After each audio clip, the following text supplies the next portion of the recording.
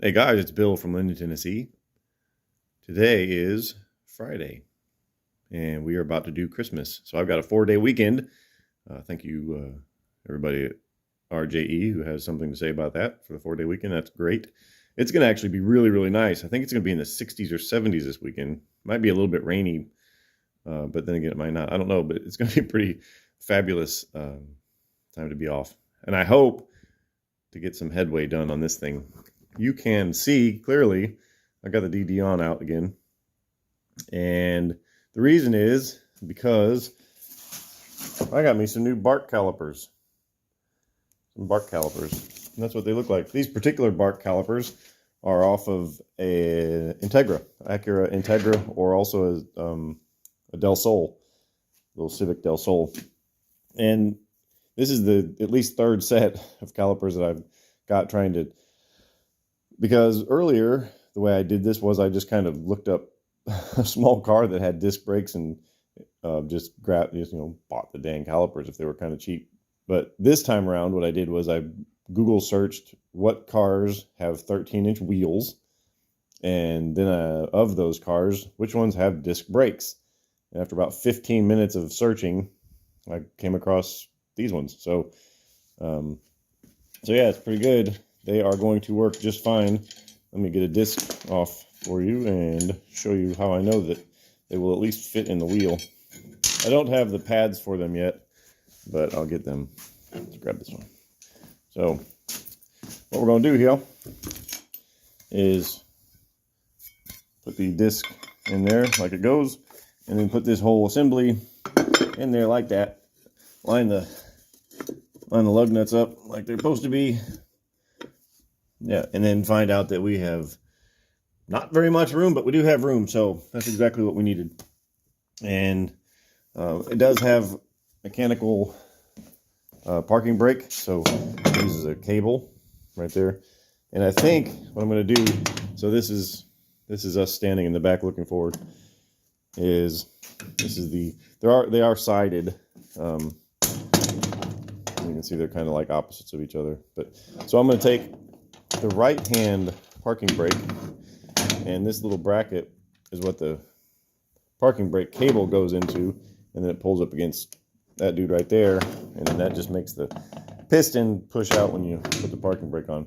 So I've taken the left hand bracket off, put it on the right side, and I think what I'm going to do is put the disc back on here.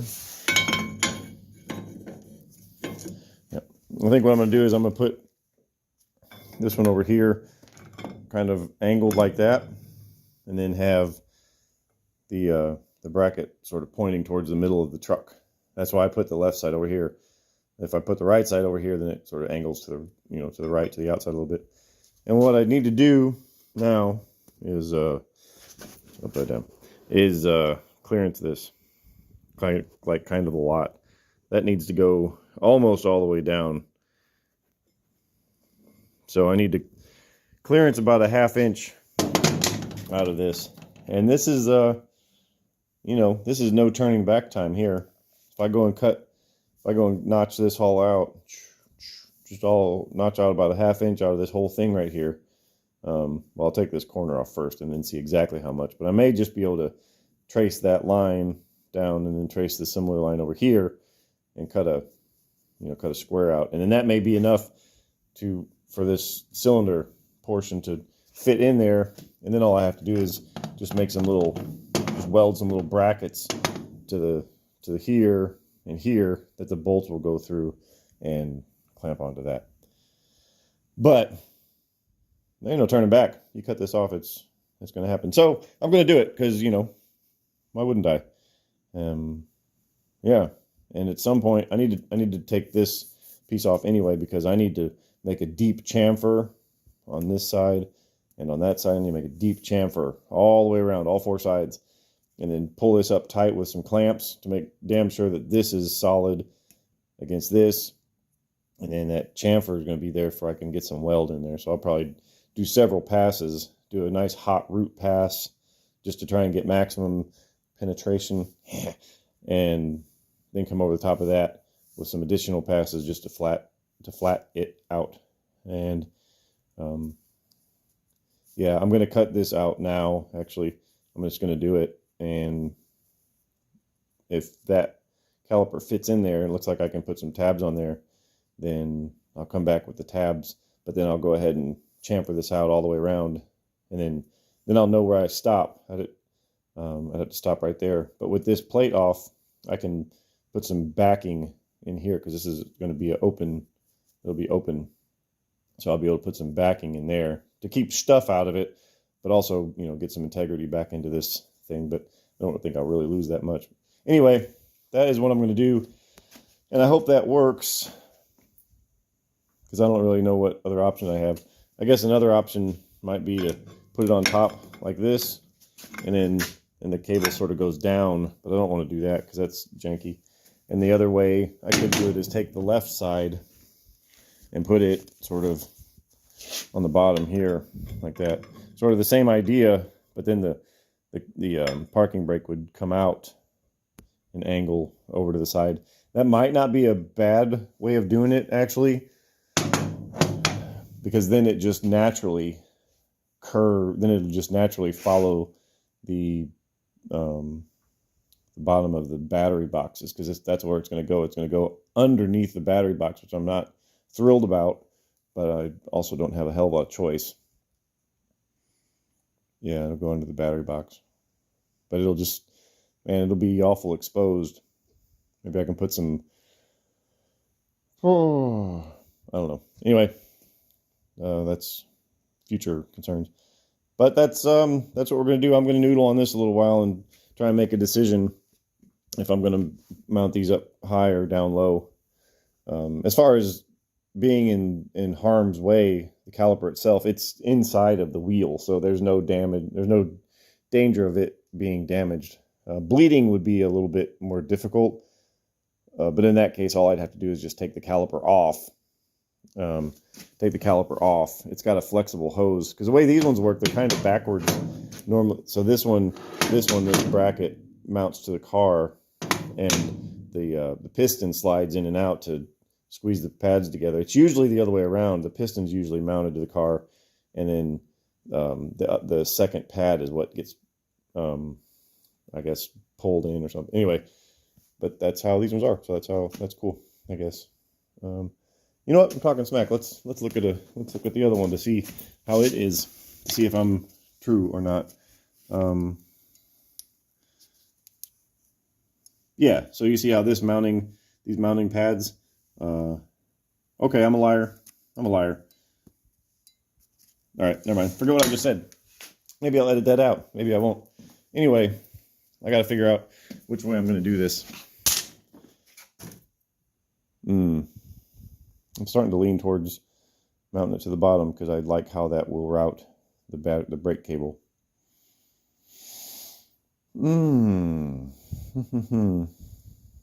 Yes, I do. I like that better. That may be what I do. I may mount it down low. Okay, well, I'm going to leave you in sheer agony as a clincher to the end of this first part of this video. So, all right, we'll see you next time. Alrighty, it's still Friday. I'm going to call it a day for tonight. You can see I kind of shredded this around. I ended up turning this thing upside down. I like the idea of putting it on the bottom and having the parking brake cable go out on the bottom and underneath. It puts everything in a better orientation, keeps the cables straighter. So that's what I'm gonna do. And so we're gonna park it on the bottom. This is the right side. So looks like the left side, but we're upside down. So this is the right side, and this is the left side thing. So if you notice, I ended up cutting the little bracket off. Ended up cutting that bracket off. It stuck out really far, and it didn't really do what I wanted it to do. So what I can do, instead of having it on there, is I can take it and then just weld it here. Weld it wherever I need it. Just anywhere. Cut that off back here and just kind of weld it around the sides, and it'll be nice and solid. So that'll work fine. I can aim it in any direction that I want to, which means I could probably use the right side, but it doesn't matter. But yeah, so I got it considerably closer. Still needs to come down a little bit closer still. It's rubbing right there. So, but this was just a whole bunch of try it, take the disc off, cut it, sand it, put the disc back on, try it again, kind of mark where it needed to be, and you just do that over and over and over again. I'm not really sure how thick this is. So now I'll need to come in here and trim this down too. I made this little ledge here. I'm gonna have to trim that down and then take some out of here too. So what I may end up doing is just get medieval on this thing and then just come down and just cut this whole section out. Just cut the whole thing out and then come back in there with like a piece of angle or something. I don't know. Because at the moment, I'm not really sure how deep down I've got. And it is kind of a concern. So, okay. But that is it for tonight. We'll see you next time. All right. Day 2 of this craziness. Already got quite a pile of metal shavings. All these. This is my battery boxes from the Jeep. I got just stuff all over that. And anyway, what have we been up to here? Kind of got the caliper mounted. Bear in mind, this is upside down. And sort of to the left is front. And this is the bottom, so this will be the bottom rear. And yeah, and this is the right side. That really all doesn't matter. What does matter is I've done quite a bit of surgery to my little axle tube here. And this just consisted of a whole bunch of grinding shavings and trying it and taking it off and trying it and taking it off. And then it kind of got to the point, well, okay, I have ground so much. This is the piece that I cut out. I've ground so much that I'm not exactly sure how much is left. So I just went ahead and cut this piece out. I went ahead and measured it before I cut it so that I'll be able to duplicate this on the other side to try and make it symmetrical and make it fit without messing around too much. Yeah, so that looks kind of like where it's going to be. The parking brake dealie is there. And what I'll do is I'll just take the little part here and then, you know, kind of figure out where that needs to be. And, you know, that'll be it. And I don't have any idea how I'm going to actually actuate the parking brake. But I got to thinking about it now. If I'd have sort of thought about this earlier, if I'd have maybe mounted this on the top. So let's pretend this is the top. It's not, but if we pretend this is the top, then possibly I could have had this parking brake cable go out around here just to the top and mount to like a linear actuator that would just pull directly on that cable, and then have another one on the other side, just 2 actuators that you know, one's pulling that way and that would be the parking brakes. But that's not how I did it. And I don't want to do that on the I don't want to do that same situation with this on the bottom, because it'd just get hit. It'll get knocked. It'll get broken. So no, not going to do that. Anyway, so we are going to do it this way, one way or the other. And that's okay. So now what I've done is I cut a little, let me pull this off here. I cut a little piece of just 2-inch flat bar, 3/8, and that's going to kind of sit roughly there, and then weld that on top and bottom and just fill that weld in here and grind that flush so it'll kind of look like it's supposed to be there, and it'll fill in that hole and all that stuff. And then at some point I need, like I was saying before, I need to come in and bevel both edges of this and bevel both edges of that and all the way around. And then one thing I need to do right now before I do any of that stuff is make some little tabs to hold this on there and just kind of tack them in place. Tack them where I think how deep this caliper needs to be, because like it could be, you know, it could be out here, or it could be smashed all the way inside where this little anti-vibration strip is actually kind of rubbing the disc. Don't particularly want that. So I need to do that, make these little mounts and just tack it in there and hold it on there sort of temporary, and then put the wheel on and make sure it doesn't rub. So it doesn't rub on here. And yeah, that's what I'll do there. So, all right, I'll see you in a minute. All right, this is turned into kind of an all-day thing, but we've got some success, and that is pretty cool. And believe me when I tell you, it is tight. In fact, down here, that bottom, where that bottom mount is, let's see, let's find the spot.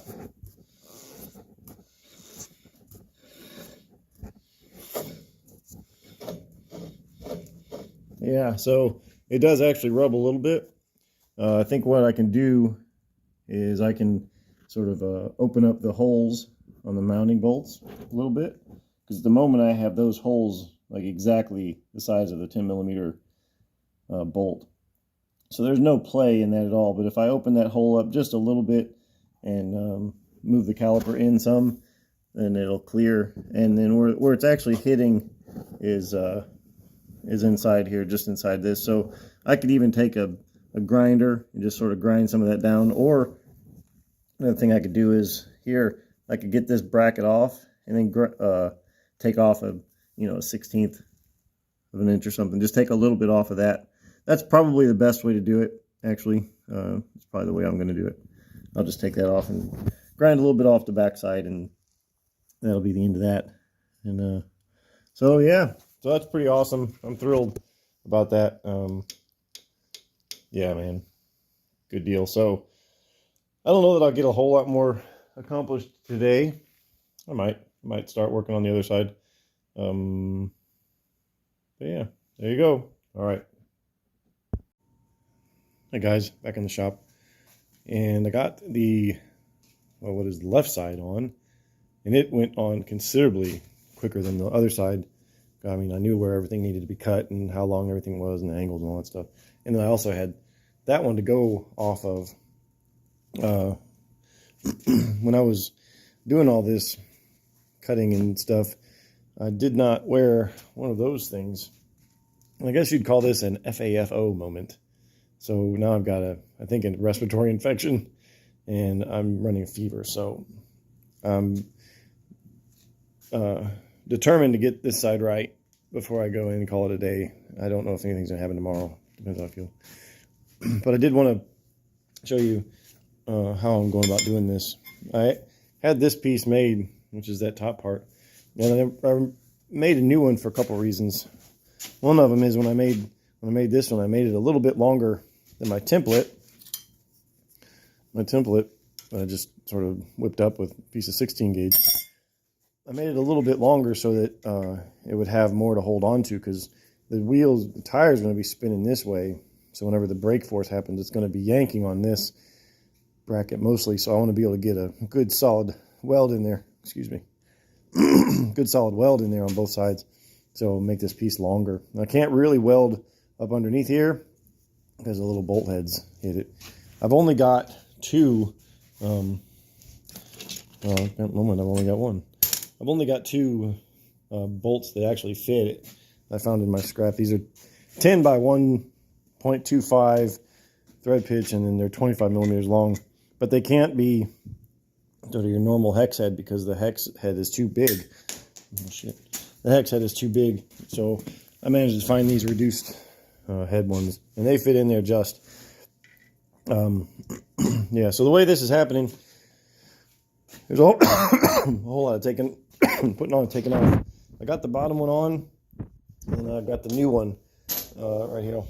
So it's going to go, no, it's not. It's going to go right here. Look at that.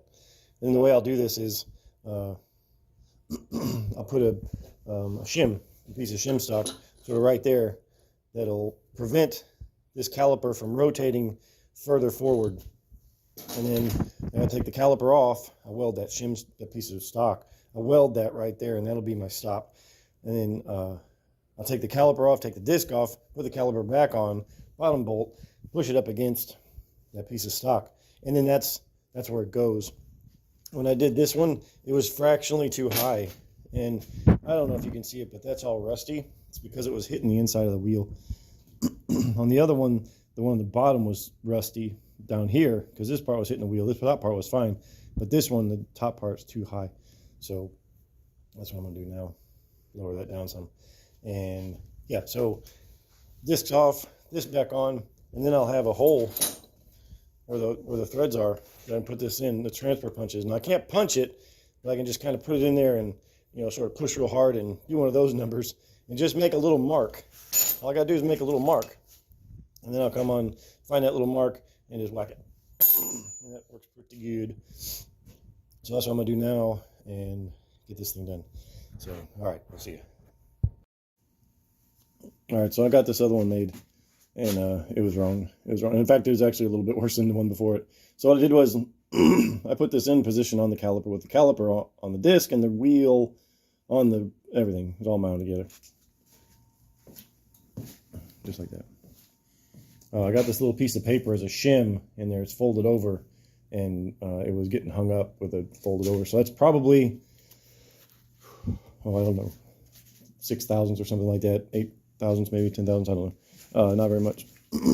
I want to have a little bit more clearance than that. So I just kind of took my Sharpie and drew an outline where it probably needs to be. And then I came over here, my little portaband on a stand. If you don't have an actual horizontal bandsaw, I recommend you get one of these things from Swag. They're pretty sweet. I've never actually used this bandsaw as a portable bandsaw, but I'm sure. Yeah, and then you just come down and make about 1 million little cuts, and you go through here and go, and you take them all out. And now I could have just ground that away with the angle grinder, but I wouldn't have really known where to stop on the back. And if I ground just this half and not enough on that half, then this little bracket would have rested on that half, and that's no good. So you drive them all the way through, and then you just get rid of all the marks, and then you know. That should be more than enough. I should be able to pull it up tight, and we'll be good to go. All right. All right, guys, we got it now. That worked great. And I'll poke it in there. You can kind of, no, you can't actually, because I got the wheel in the wrong spot. There you go. Plenty of room clearance. You can kind of hear there's something hitting that's not just the brake pads. The brake pads are really, you know, full. They're big. Anyway, what it's hitting is, this is like a little, right there, that little whiz bang there. You can see it's sitting right here. That's what it's hitting. And over time, if I don't do something about it, it'll just wear that away, and it may end up knocking these little arms off. It could cause the brakes to chatter and be all kinds of problems. So what I'll probably do, once I got this thing running and power to it and the motor's turning, I'll probably just take these wheels off and then get my little angle grinder with this thing running and just grind the living daylights out of the end of this and just kind of, you know, do a little bit of a lathe turning, you know, bring that down 1/16 of an inch or something, just until it stops making noise. And that will fix that problem both sides. So there we go. Excuse me. I'm done, guys. I don't know if I'm going to be back in here tomorrow. In fact, I think I'm just going to wrap this video up right now and call it a day. I'll do, you know, part 2 tomorrow if I come out here. But all right, guys, thanks for watching. We'll see you next time.